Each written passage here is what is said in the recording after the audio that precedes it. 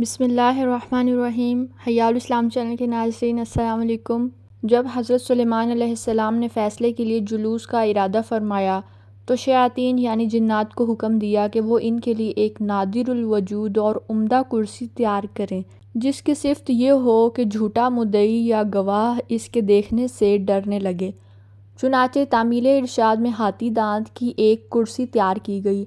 جس کو جواہرات، یاقوت، موتیوں سے مزین کیا گیا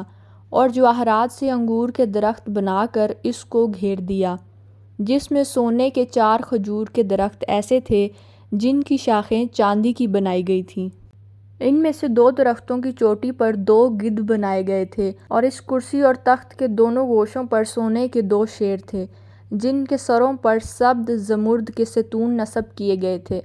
اس طرح شیاطین نے اس تخت کو ایسے سخت پتھر پر رکھا تھا جس کے نیچے سونے کا ایک شردھا بنا تھا جو اس تخت کو گھماتا تھا۔ چنانچہ جب حضرت سلیمان علیہ السلام اس کے نیچے درجے پر چڑھتے تو وہ کرسی اور تخت اپنے اس تمام سامان کے ساتھ گھومنے لگتا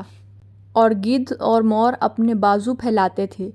نیز شیر اپنے ہاتھ پھیلا کر دموں کو زمین پر مارنے لگتے تھے، اور ہر درجہ میں صعود پر یہ کیفیت پیدا ہوتی رہتی تھی، یہاں تک کہ جب حضرت سلیمان علیہ السلام بالائی منزل پر پہنچے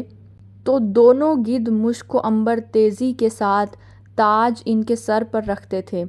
اور تخت پر جلوہ افروز ہونے کے بعد سونے کا ایک کبوتر زبور پیش کرتا جسے لوگوں کو سنایا کرتے تھے۔ ان کے دائیں جانب علماء اسرائیل سونے کی کرسیوں پر بیٹھے تھے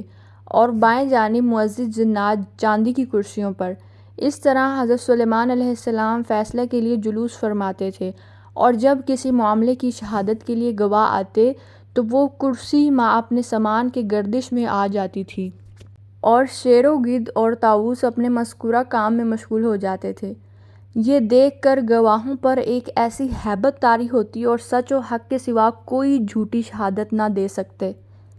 پس جب حضرت سلیمان علیہ السلام کا انتقال ہوا تو اس کرسی کو شاہ بخت نصر نے اپنے قبضے میں لے لیا، مگر جب اس نے اس پر چڑھنے کا ارادہ کیا تو ایک شیر نے اپنے دائیں ہاتھ سے بادشاہ کی پنڈلی اور قدم پر ایسی چھاپ ماری جس کے باعث وہ کرسی پر چڑھ نہ سکا،